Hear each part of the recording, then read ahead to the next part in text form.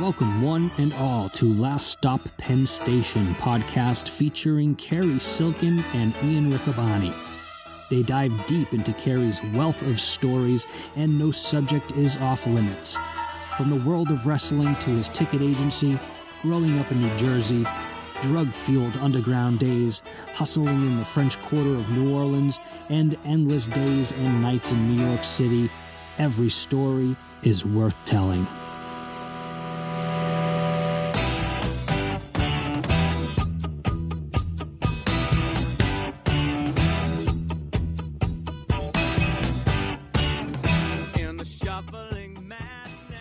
Welcome, everyone. Once again, Last Stop Penn Station, Ian Riccaboni, Cary Silkin. Cary, you made it home from Tennessee.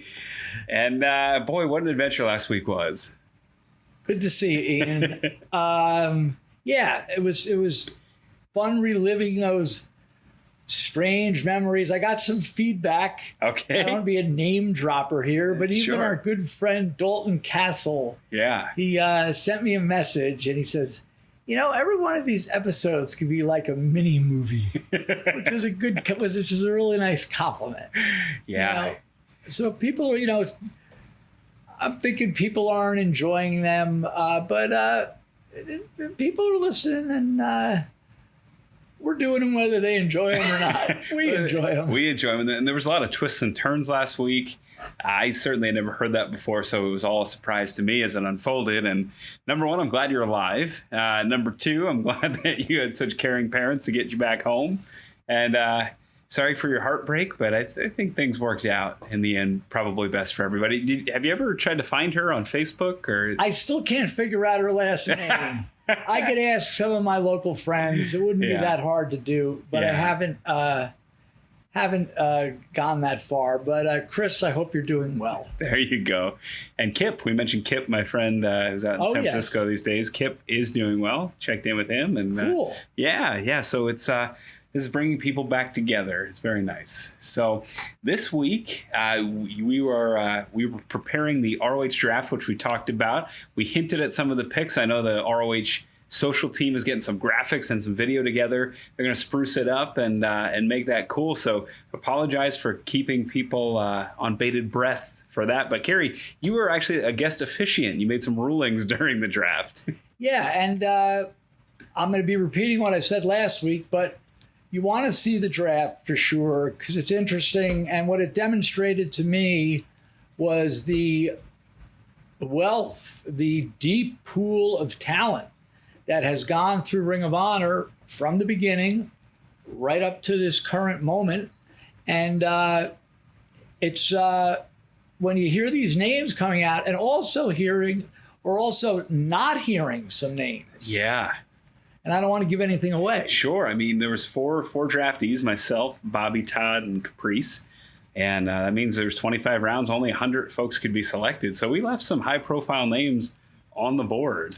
And some Ring of Honor champions. Yeah.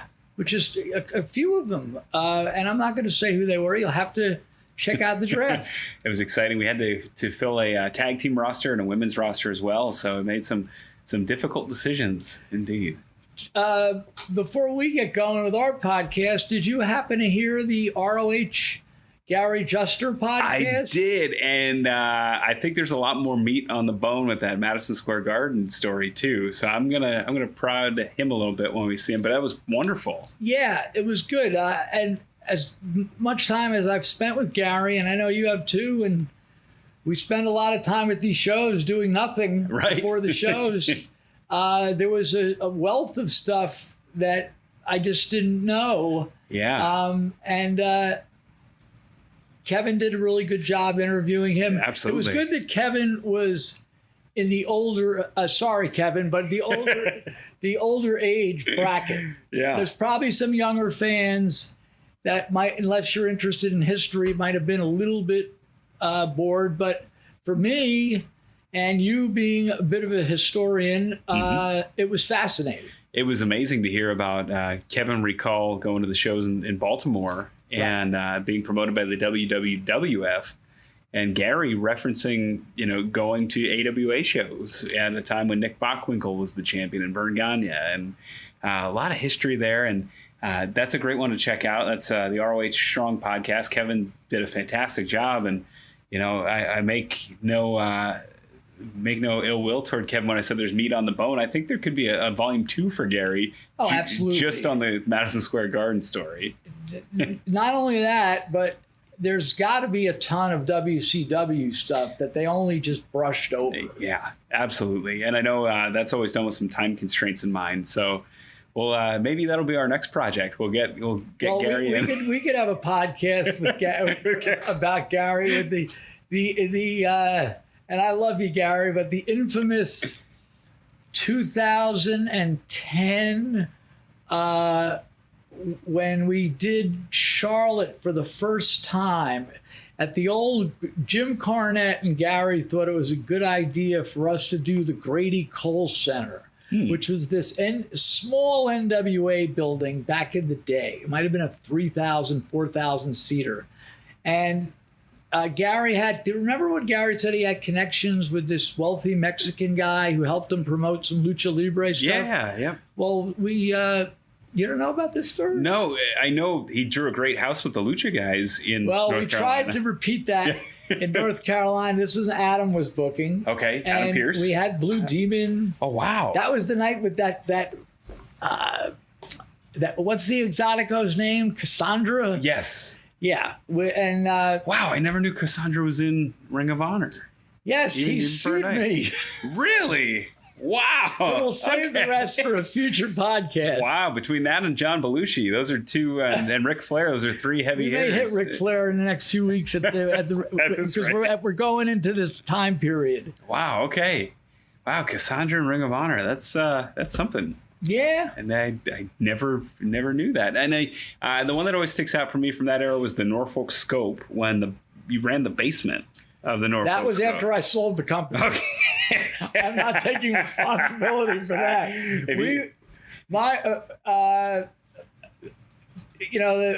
We had certain criteria as when I owned the company about ceiling heights. Right. And, the aesthetics I have now are nothing like the aesthetics of Ring of Honor. Sure. But in the early days of Sinclair, and no one will be mad that I'm saying this, there was major growing pains. Right. And a smaller budget, too. right. Yeah. And yes, so there's a couple of good stories there. So yeah, if you haven't seen that one, that's on Honor Club. I believe it's Southern Hostility, or it's from 2010 or 2011. You can find that on Honor Club. If you've ever been to a flea market and seen wrestling, or if you ever wonder just how far Ring of Honor has come, you don't got to look at 2002. Look at the event from Norfolk, Virginia, in the basement of the Scope, and then watch Madison Square Garden. That's kind of it shows you how far we've come even within the last 10 years. But we're talking about how far we've come, some growth, and we got such a good response to last week's episode. We're just like the great Aerosmith song, "The Train Kept a Rollin'." We're just gonna keep going.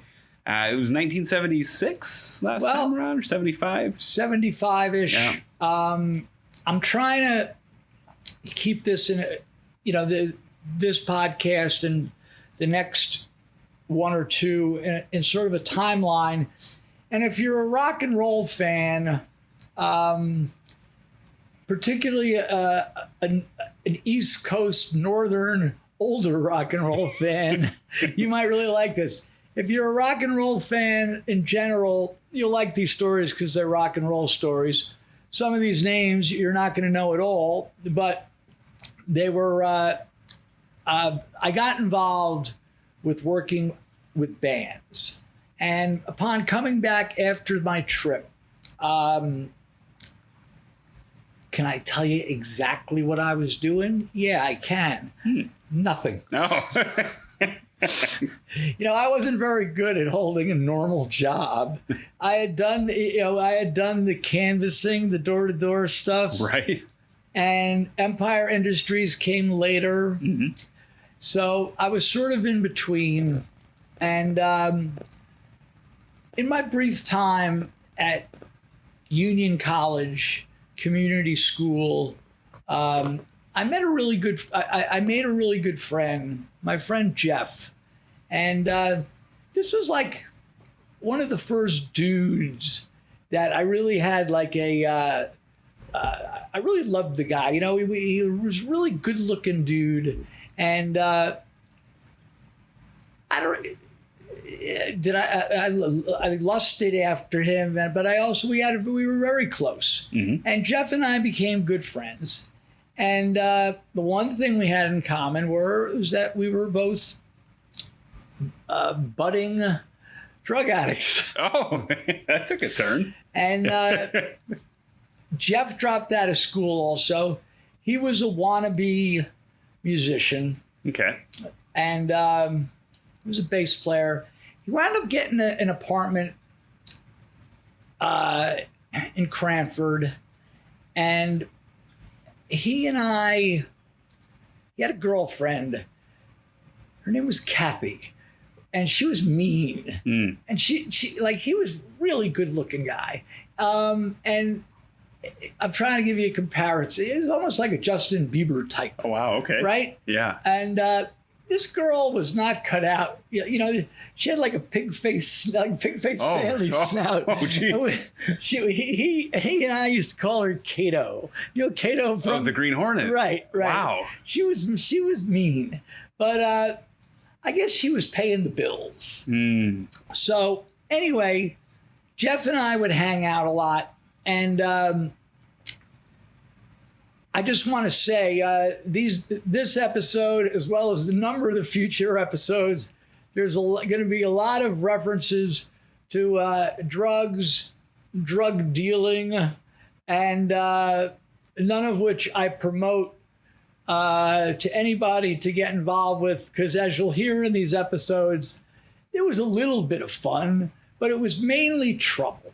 Yeah. And the trouble started once I found my drug of choice, which hadn't been around. And before we went on, when you got here tonight, we were talking, you and myself and AJ, mm-hmm. and you were asking me about this cocaine boom. Yeah, when did cocaine? Because you hear about the '60s, you hear about LSD being, experimented. Timothy Leary. You hear about marijuana kind of exploding, and that reefer madness coming back, and the fear of pot in the '60s as this gateway drug. Cocaine, to me, just in my mind, I have no frame of reference. It just kind of appears as this drug that's fueling these musicians and actors. And I think the John Lennons and Elton Johns and Rod Stewarts of the world, from what I read, mm-hmm. as well as the Neil Youngs and this one and Leonard Cohen, and they were hipper to it. And you always hear about it in jazz, even going way back. But on a main scale level, it started growing in the 70s. Now, I graduated high school in 74. Mm-hmm.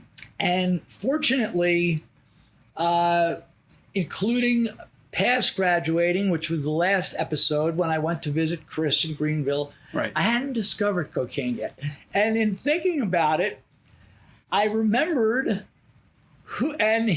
he's one of our beloved characters from a couple episodes ago. Really? The first person who I obtained cocaine, or I did cocaine with, was the great Joe Aarons, who was frozen stiff in my backyard. Wow.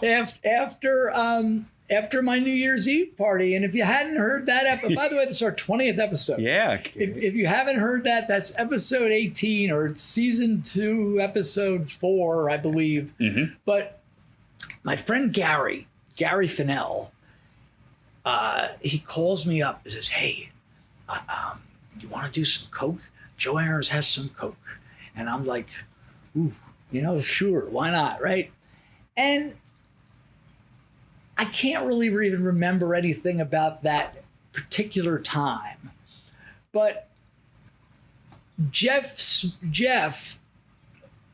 my dear friend Jeff, sort of along the same timeline, he had some people that could get cocaine. And when I was saying I was doing nothing, the only thing I was doing to try to make some money was to, do some minor drug hustling, buying some weed. And this Jeff knew some guys that could get cocaine and get when I say substantial amounts, we're talking like, a quarter ounce. And, the idea would be to get a quarter ounce and you'll make it into, you'll cut it a little and make it into, 7 grams becomes 10, you take some good shit for yourself and you're going to sell the rest and get all the money back and even make money. But that would never happen. Okay. Because if you like cocaine, you're going to be your own best customer. Okay. Question. Yes. I've heard cocaine. When people talk about cocaine, there's famous anecdotes of, that's the one drug you don't get addicted to. Now you just mentioned that if you did cocaine, that you were or tried to sell cocaine, you were likely to dip into your own stash. Well, the only way to be a successful cocaine dealer, besides the fact of the possibility of legal action, successful dealer financially, is if you didn't do it at all. Interesting. If you did it at all, you were done. Yeah. And back then, 76, it was coming out of the closet as a really cool drug. Don't forget the Studio 54 disco. The disco era was happening. Maybe not Studio 54 yet, but the disco era was happening. The Saturday Night Fever era was happening. Right. And the rock and roll era was happening. And they were all fueled by cocaine. Now, were there other drugs, heroin and psychedelics? Of course. And what about amphetamines? The baseball players used to do the pop greenies and. Yeah. Oh, yeah. Yeah. And I could load you up with stories about all of them. Let's not forget the famous Quaaludes, which aren't even made anymore. Thank goodness. Yeah, these things, they were...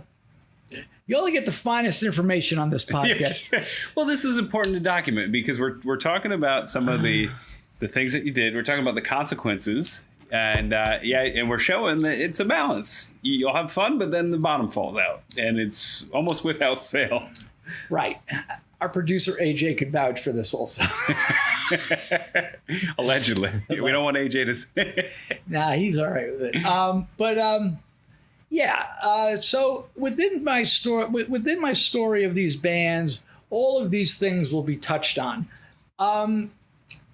My cousin Mike, who's working on the memoirs. Yeah. He too was a long time, besides being a writer and besides being the long time Aquarian / East Coast rocker editor, where he got to meet everybody from Bruce to, guys like Southside Johnny and these New Jersey guys were they were buddy with him because they wanted to, they wanted the press. Right. But the Aquarian newspaper, they advertised all the clubs, like all the clubs that were around. It was such a different scene.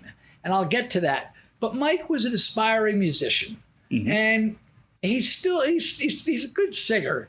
He still doesn't, his karaoke, I'm going to forget now. His karaoke, what's that great Otis Redding? Sitting on the Dock of the Bay? No, there's a real knockout. Hard to Handle? Yeah, he'll do all those. But I'll get to it. He's going to be mad when he hears this. We don't do any research, you know that. But Mike had been in some bands. He had a band like in high school called the Rock Garden. Okay. And they played little high school gigs and this and that. Well, Mike got to know my friend Jeff, who was another aspiring, and he was a bass player. And Jeff's the hunk, right? Jeff's the hunk. Okay, all right. And so Mike had some other friends, so they decided, with Jeff's idea, let's have a little band, like a 4-piece band. Cool. And it was the Mike G band. Oh. Thus, they needed somebody to schlep the equipment, to be the so-called roadie. And whenever I would go to shows, seeing so many good shows, which we've referenced previously in that early period, 73, 74, 75, and now we're talking about 76, but between 73 and 76, I'd seen Wings Over America. I'd seen Song Remains the Same tour. I'd seen the Dead and Yes, and the Hoodoo Quadrophenia, and Todd Rundgren, and seeing Genesis with Peter Gabriel. Wow. Okay. Right. Yeah. And I was really attracted to the visuals. And seeing which bands. You can even see at that stage of the game. Lighting was still evolving. By the way, the first band. A trivia question here. We're jumping to sure. When you go to a show now, you see, a non-club show, but you go to all these bands have the moving lights. Right. Right. The first when they came out and who the first one. Ooh. It was 1980, by the way. 1980. Rush. Good guess. Okay. And we're gonna have some Rush stories in here. Okay. But it was Genesis. Okay. Post. Gabriel? Yeah, but they were good. Mm-hmm. Phil Collins, gets a bad rep. He stepped up to the plate, vocally and on drums. And they had a second drummer, this guy Chester Thompson. But they were the first band. They didn't invent them, but someone behind it within their world invented what they call the Vari-Light. Okay. So now, instead of a light being a light and a colored gel. So when I would go to see Jethro Tull or Led Zeppelin, if you wanted the stage all blue, you had to have 30 lamps with the blue gel. Gotcha. And then, so depending on how big a show you wanted, and so this made, instead of having, if you wanted a good blue wash, you would need 30 lamps with blue gels. A good green wash, 30 lamps orange, so on and so forth. Well, now the Vari-Light was one lamp could have all these various colors. Oh, wow. And diaphragms of and we use them in Ring of Honor. Yep. Right. Mm-hmm. And I brought them to Ring of Honor back in 2004-ish. Wow. But that's another story for another time. But the Mike G Band. So we didn't have very many prestigious gigs or hardly any gigs at all. Yeah. And I had an idea. I go, well, we should have some lighting, right? And I got the most basic, like the clip with the silver, like you would use for outside in your backyard. Kind of like a lesser floodlight. Right. Yeah. Exactly. And they had colored bulbs. Okay. So it was enough. You have 2 red bulbs on the side of the stage and then 2 greens. Yeah. And the blue is always hard to get the colors, so maybe you need 4 blues. So I knew how to replicate it. And then a few in the front for a little spotlight. And I needed a little board to run it. And Jeff's father put together this little makeshift lighting board. And there I was in the lighting game with the Mike G Band, nice. Which didn't last very long. No. And when it dissolved, so now we're talking like early 76. Well, I got to ask you, that's right around when all the Jersey bands were popping. I mean, Springsteen already had Born to Run, and that's when Southside Johnny's first album came out. Gary U.S. Bonds comes to the Jersey Shore, and he starts to get ready for his comeback. Were they playing any of the major clubs like the Stone Pony, anything like that? Okay. Mike G Band was relegated. There were certain booking agents back then. And the Mike G Band was, the music wasn't that bad, but it was grade C. Okay. So we would get these little shitholes. But the music was okay, and it was fun, and it was introduction. So when it dissolved, Jeff's love was like Bowie and the glitter scene, okay, which T-Rex. already had passed Yeah. You know, like we're talking Mott the Hoople. Sure. And Lou Reed and Bowie and T-Rex. Thank you. Yeah. Thank you. And so you're talking like, of course, Bowie's career spanned many years past this. Sure. But that boom scene was like 70, 71. Right? So Jeff answers this ad. And there were these other guys that had the same idea. And they wanted to have this glitter type band. There was now most of the bands that were playing the legitimate club circuit above the Mike Green band status, it was 97% copy bands. Okay. And that's what people went out to see. Mm-hmm. And there was a couple of great original acts that some old timers would know these names. And you could look them up, and they're on YouTube. And here's some of the. There was a band called Another Pretty Face. Okay. There was a guy, T. Roth, and he could have been the next Bowie. Wow. This guy was good. And there was a band called the Good Rats, which was, they were just smart. They were like, I don't want to say they were comedy, but they were just, it was interesting original music. Leave it at that. Yeah. And there was another band, non-original. There was a band called Rat Race Choir that you would go see them, and they would play in quad. Oh, wow. Yeah, and they would, you might go see Rat Race Choir, and like the first set is Dark Side of the Moon, right? And they were good. But anyway, Jeff gets this audition with these guys, and they had, this band was so shitty. But we thought it was great, right? Yeah. We go to this audition. It was in Dover, New Jersey. Oh, isn't that the site of The Wrestler? Well, the same, yeah, it was the same city that we filmed The Wrestler. And oh God, the front man was this guy Richie, who was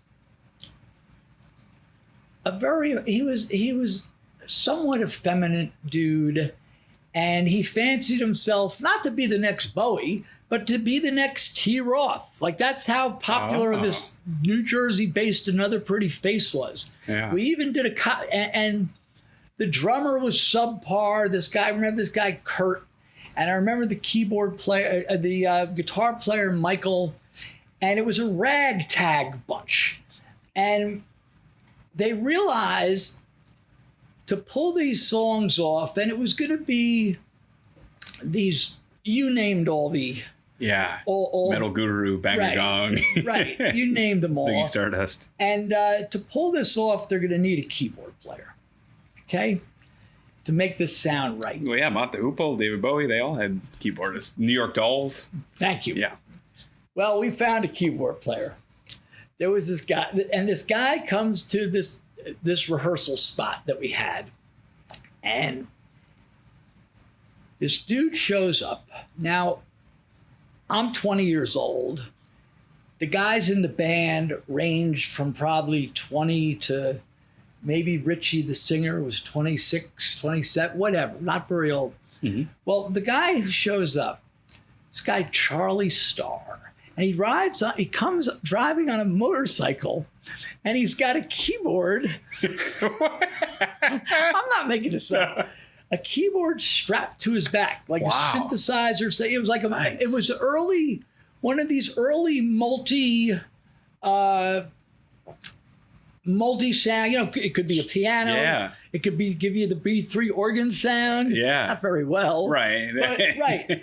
And Charlie Starr shows up, and he was okay, but there were some problems with him. One thing was, well, the guy was butt ugly. Butt ugly would be would be a high rating. Oh. Not to mention not having any teeth. Oh, okay. All right. Another the twists and turns of this. Wow. Not to mention drugged out. Oh. Like we didn't know what to make of it. Wow. But we thought he was good. So he was hired, and there was a number of gigs with Virgin. Oh, and the band name of the band. I didn't even tell you. What's the name of the band? Virgin. Okay, well, like those one name bands that was kind of a thing, like Yes and Rush and right. Yeah. One gig we had was out by it was out towards the Lancaster area. Oh, nice. It was like a 2-nighter, and the guy that owned the club, this is like 1976. He wouldn't put the name. He goes, I'm not putting Virgin up on the sign. They'll close me down. He put Verge. Right. So, Charlie Starr. Jesus Christ. I feel like this is where the story starts to take a turn. That's my intuition here. If there's turns, all right. Jeff and I got to know Charlie because he had lots of drugs. And now we're getting introduced. We mentioned all these, poppers. Mentioned heroin and Quaaludes, and you mentioned the amphetamines. Yeah. Well, I'd never been introduced till I met Charlie Starr to angel dust. Oh, geez. PCP. Wow. These are basically like animal tranquilizer. These are like these. When I say exotic party drugs, that's like really putting them on a high level. Right. I mean, you did this stuff, and you got so fucking high that anything could happen. And they were also, there's another thing about Charlie Starr I didn't tell you. He was although he was butt ugly, toothless, he was balding at like 30 years old. His hair was always greasy. He was stone gay, but he was masculine. Okay. But he was gay, right? And I remember him coming, hanging out with me and Jeff. Jeff's girlfriend, Cato, wasn't around. And he turns us on to this angel dust stuff. It would go under all kinds of names, Ian. Some people will hear this and go, oh, they're talking about KW, killer weed. Oh, they're talking about PCP. So we got so high that it allowed Charlie Starr to have his way with us sexually. Oh, no. Right. Oh, I'm sorry to hear that, Cary. You didn't even care. You were that high. Jeez. You wouldn't. It was, and it's like, you just got so zoned out. Jeez. And then we realized what was going on. It's like, oh, whatever. You know? How do you even get to a place? So we've talked about this. I've never done drugs, just never. Except alcohol. Yes, I do drink alcohol. How do you get to a place where you decide that's a risk you want to take? And do you even know, has anything led you up to that point where you're going to take something where you don't know what you're just okay with not knowing what's going to happen? You just go. Me personally, I was just on this cycle. First it was beer, then it was weed, then it was then we got hash, then we did some LSD, tripping, and it was just this progression. Yeah. So the KW, the angel dust, the PCP, this was like, sorry to use this word, but it was like romantic almost to thought of doing it. And after that incident, he had this. I remember this. His little side note. It's a little business note we're going to throw in. Sure. The shit was so. AJ, the shit was so strong. He sold me and Jeff an eighth of an ounce of this stuff. It's like $200. Holy and crap. That's 3.5 grams. Wait. Yeah. And it was so strong. It was the same stuff that we had the sex incident on. It was goodness. So strong that Jeff and I realized we can't. If we sell this, we'd have to be selling so little of it. Like if you sold a $10 package of it, you'd be so little of it because you'd be hurting, you know. Yeah. So what we did was we turned 3.5 grams into like 20 grams, and it was still unbelievably good. So the shit was crazy. People were begging us for it. Wow. Right? And it's like, so it's that addictive. it was a $10, our $10 bag. Once we cut it, which you got to understand, we're diluting it times like 7. Right. This is the Empire Industries model. Right. Yeah. Right. Yeah. We're diluting this times 7. So now when the people got the $10 bag, at least it looked like there was something there. Yeah. Because the active ingredient, all you needed was like a little speck of this shit. Holy crap. Right. And anyway. You're lucky you're not dead. I'm lucky I'm not dead. Yeah. And that stuff makes you crazy. Oh, and there was some bad, you know, if you thought the scene was bad with that I just described. Yeah. I mean, the stuff was dangerous. Mm-hmm. No doubt about it. And so Charlie, he wound up getting in trouble. He had a, whatever. He was in over his head. Okay. Well, yeah, I would. That was going to be my guess. Oh, and my like, God. I remember going to his house, like where he lived. He lived like in Edison, New Jersey. And it was like the first time. I mean, I'd seen some crazy shit at 20 years old, but these people he was hanging out with were some really weird cats. Yeah. Like these people that were, you know, into this stuff. And it's just the way it was. You just accepted, if you're going to be in that world, you just have to accept the world you're in. Now, was that the all the rock and roll scene? Was there publicity about, you know, folks doing this? I know I've seen things with John Lennon, for instance, talking about marijuana and different, and you hear artists and musicians talk about marijuana. Other than the Eric Clapton song "Cocaine," I don't really have a great frame of reference. Was this something that was made popular, or was there a rap that, hey, if you do this, you might get inspiration? And the PCP? Well, anything, but specifically the PCP seems to come out of left field. It was around. Wow. It was around. I know guys like my friend Dustin, who's 15 years younger than me. Mm-hmm. When he moved to Brooklyn with his father from Michigan, and we're talking about the early 80s, it was like still, you know, it had there were certain areas, because so little of it is so cheap. Wow. Could get you so high.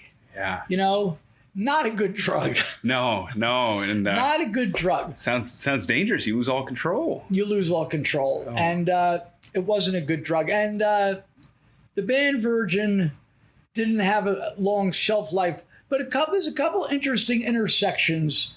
And if people follow our podcast, you know,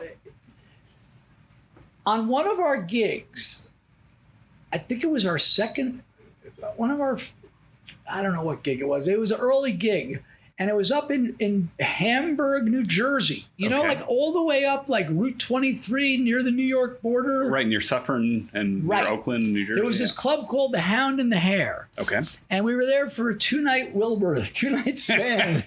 was this common to book cover bands for 2 nights? Yeah. Okay. Yeah, all right. And you know, that area is sort of remote, and people would drive in, and that's where I met. And this is 1976. That's where I met the girl Debbie, the one who had me come to New Orleans to save my ass from another. Yeah, so 10 years later. Wow. But I met her at one of those shows. No way. Yeah. Wow, okay. Yeah. And there was that other memorable gig where they would only put up the VIRG sign. And there weren't many other gigs. I remember playing in New Brunswick. There were so many clubs that you would have loved it. Yeah. And AJ would have loved it. There were so many clubs between New Jersey, Pennsylvania, particularly Jersey, Long Island. New York City was original music. There was like one or two clubs that would have cover music. They don't want no cover music. Yeah. But Jersey, Route 35, are you familiar with Route 35? Yeah. Was loaded with clubs. And the Jersey, of course, Asbury, obviously. Right. And the Jersey Shore going down. I could start naming them. Baby O's in Seaside, the Headliner in Point Pleasant, the Osprey in Manasquan, and then all over Jersey. But we were at a club whose name I cannot remember at this time, a Virgin show, and it was like 9 o'clock, and where's Charlie? And it was like 4 degrees out. Oh, no. And we're going to have to go on without the keyboard.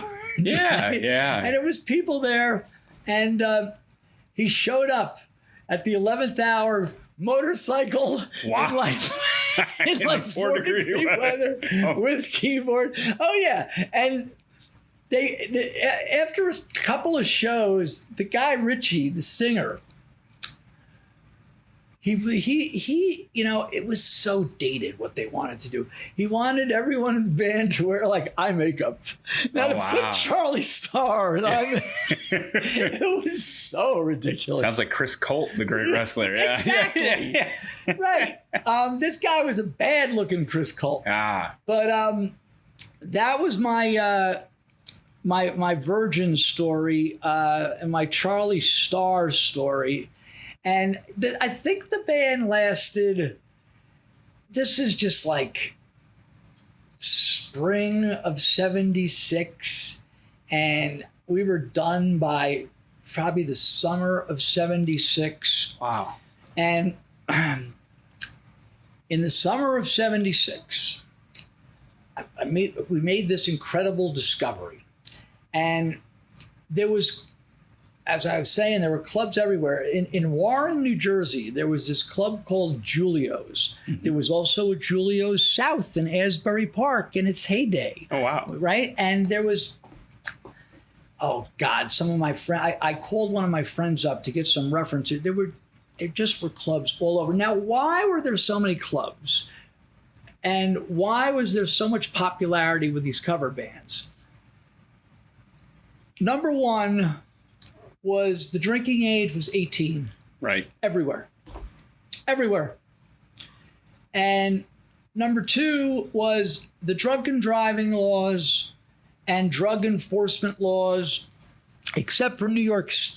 Some part, like Rockefeller put in some kind of laws in like the 70s. It was mainly geared for New York City, but it spread out to the suburbs with harsher penalties. But in these other states, they didn't give a shit, and so people would just be driving, drinking and driving, drugging and driving. Oh, man. 18-year-old, and yeah. And so at Julio's in Warrenville, you know who the doorman was? No. You do know, Gary but I didn't Jester? tell you yet. Oh. Alan Coeg. Oh, Bad News Brown. That's right.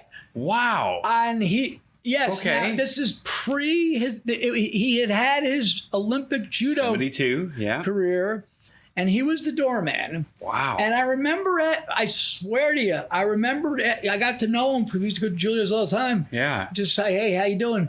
And somehow I got to know that he was a martial arts guy, and I said to him, hey, I'm a big pro wrestling fan. He's like, that's a bunch of bullshit, stuff. He'd be in the garden about a year and a half later, and making his debut. So, Julio's, there were, so anyway, okay, so between the Long Island scene, the New Jersey scene, bleeding into Pennsylvania, there were just clubs on top of clubs on top of clubs, and 7 nights a week. Wow. And there were good bands, not Virgin. And, these bands that I'm going to name, only someone my age who lived around there are going to know. But I mentioned Rat Race Choir. I mentioned another pretty face. There was this band Fosse with this chick up front. There was this who was good. This is when Heart was first coming out, and she would do Joplin. And there was this band Kinderhook Creek that specialized in the Allman Brothers and the Dead, and the country rock of the time, the Marshall Tuckers, and so on and so forth, and many, many others. And there were some heavy metal acts, of course, but they would advertise in the East Coast Rocker, the paper, and they would have ads on the radio also. There was, where I lived, there was WPLJ, which I think still exists. Yeah. And there was WNEW FM, which was the more of the freeform rock station. Right. But anyway, we hear an ad for Julio's with their week's lineup, and they said that on Monday night, this coming Monday at Julio's, they announced it like it was a wrestling promo or a horror movie. Okay. Joe Savage and his band Wizard appearing this Monday, one night only. See Joe Savage and his 20-foot python snake at Julio's. Tuesday night, Kinderhook Creek. Wednesday night, Another Pretty Face. This Thursday, blah, blah, blah. Saturday, Rat Race Choir, Anyway, so we're like 20-foot python. So we're thinking Alice Cooper. Sure. Right? Yeah. So Jeff and I went, and I think my friend Gary Fennell, we went to Julio's. Said, this is going to be goofy, and it's the worst night, Monday night. Yeah. And we go to this show, and this band comes out, and two horn players, which was unusual. Sure. Trombone and sax, or trombone and trumpet, bone and trumpet maybe, and great keyboard player.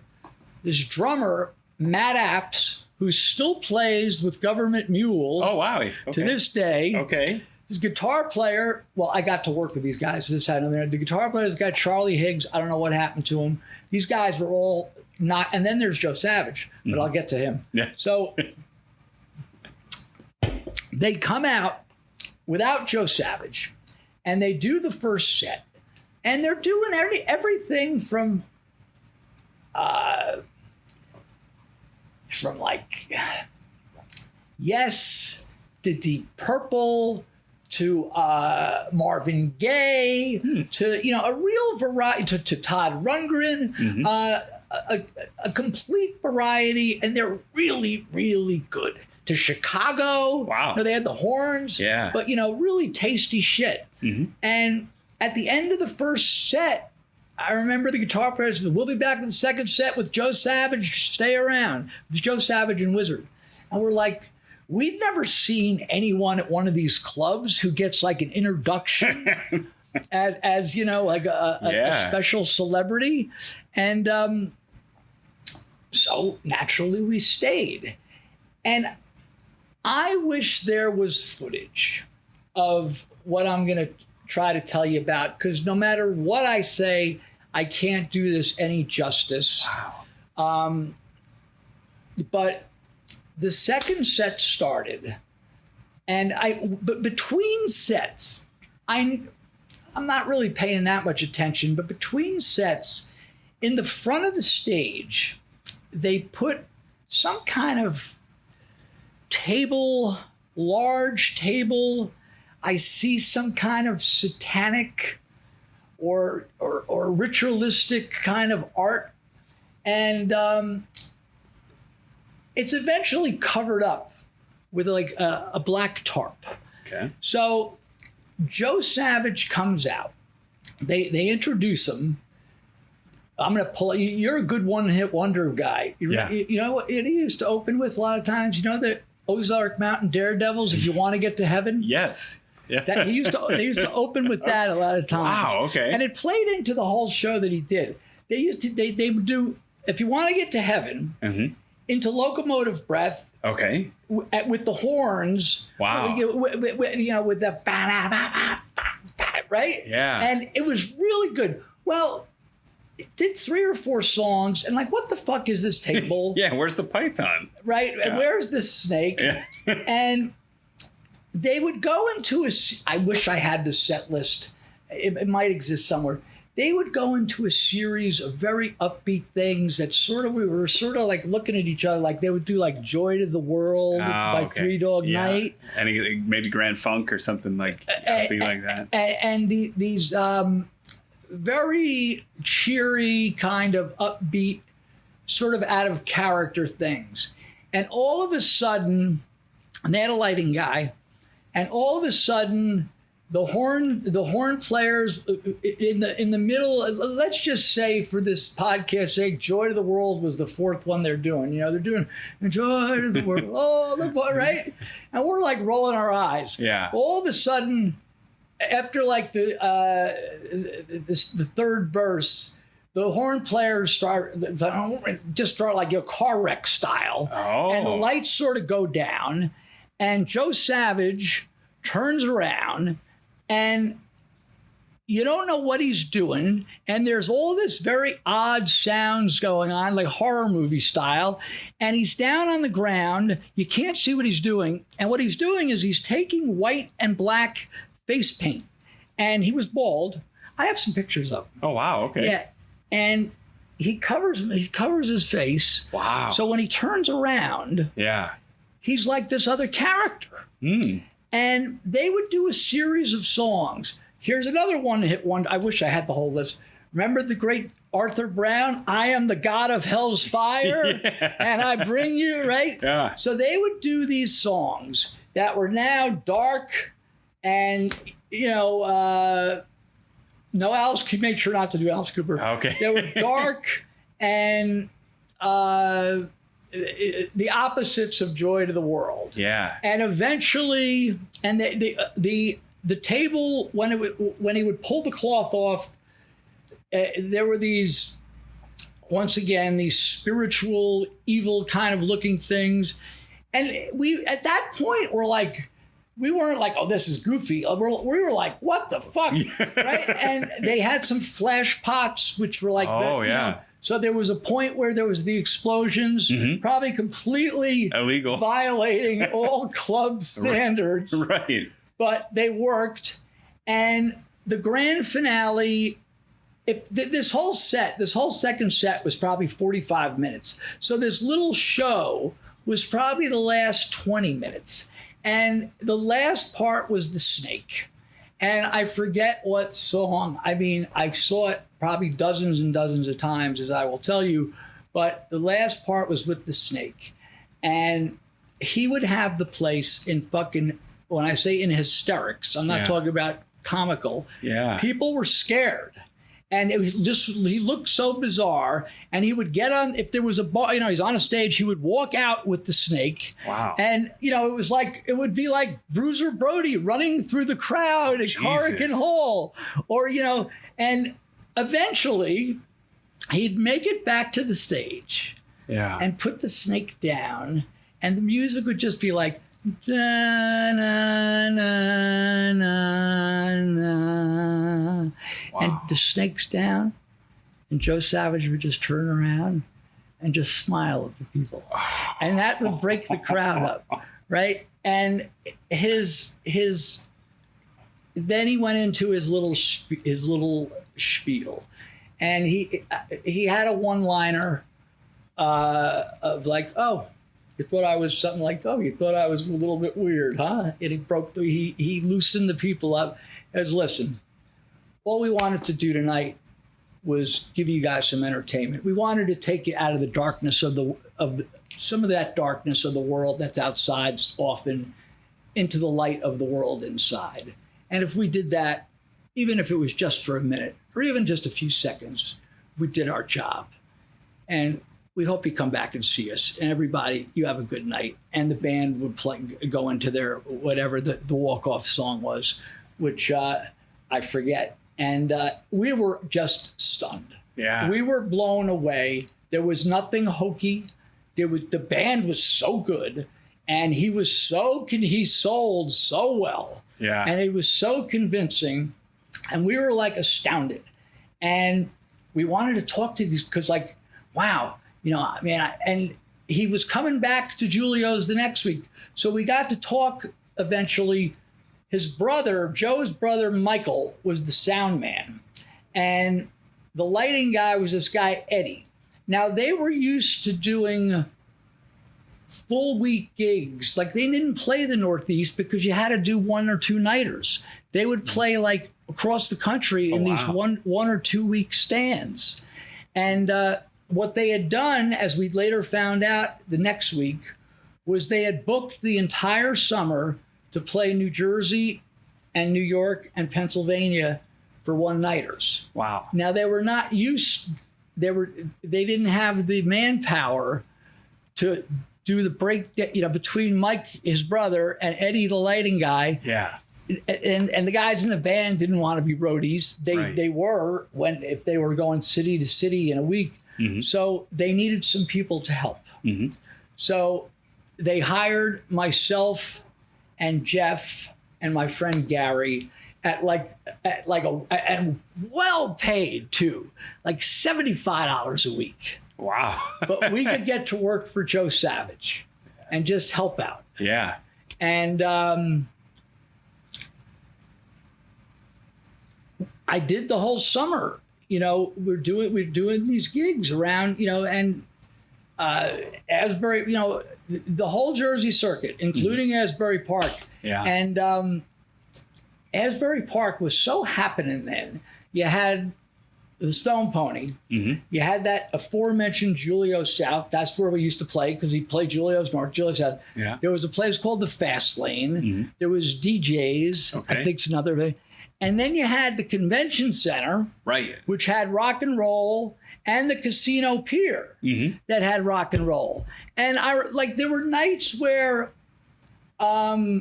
Nazareth and James Gang are at the Casino Pier, and Joe Cocker's at the Convention Center. And, you know, then the next night, it's Deep Purple at the Casino Pier, and Stevie Wonder at the convention, you know, at the Paramount. And so when the summer was coming to an end, they were going back on the road. Mm-hmm. And which at that point, they didn't really need us. Mm. But how are we doing with time here, AJ? We're at about an hour right now, so this is probably a good spot to tie a bow on. So we'll take a break. There was one gig before we went back on the road, before we had possibly go on the road. They did a 2-nighter in New York City on 8th Street. Oh wow. There was a club on 8th. It's not there anymore. I was going to say there was a you know where Electric Lady Studios is? Yes. 6th Avenue. Yes. Between 8th and McDougal. Yes. Down the street from that, there was a club.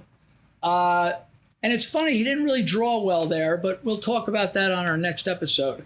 I hope I didn't bore everyone to death with this. Your introduction to rock and roll, into drugs, into hard drugs. Was Joe Savage a drug guy? No. Oh, that's interesting. But everybody else was. Oh, so did your association continue your habits? Yes. Okay. Yeah. You know, and it was, you know, this now you got sex, drugs, and rock and roll. And these guys were like rock stars at these clubs. Yeah. Joe was older. You know, the guys in the band probably ranged from their mid-20s to 30. Mm-hmm. And Joe was probably his late 30s, maybe. Wow. 40, maybe. And everybody in the band partied. They weren't degenerate. There was we're gonna get into that in our next part. I didn't think we'd get to 2 parts of Joe Savage, but he's an interesting cat. Yeah, absolutely. Well, this has certainly been a lesson for me as somebody that abstains from the party lifestyle. Oh, you ain't heard nothing yet. I don't know if I want to hear it. It's the scariest. Nothing.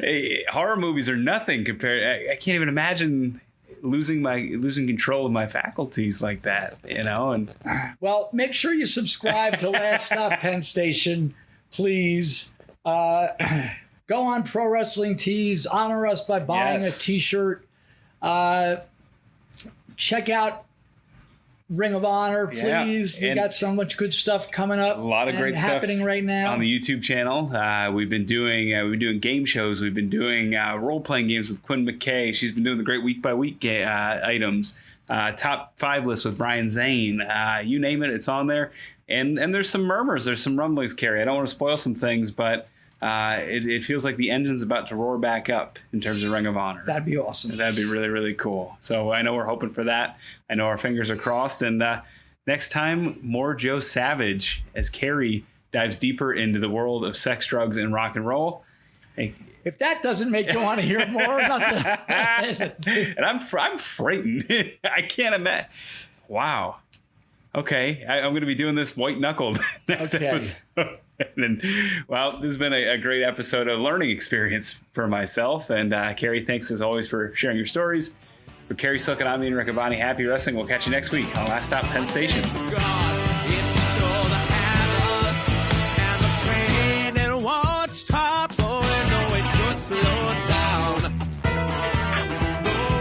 hail you for listening to Last Stop Penn Station podcast. Rate, review, like, subscribe, and share on your favorite platform. Connect with us on Facebook, Instagram, and Twitter, or at laststoppennstation.com.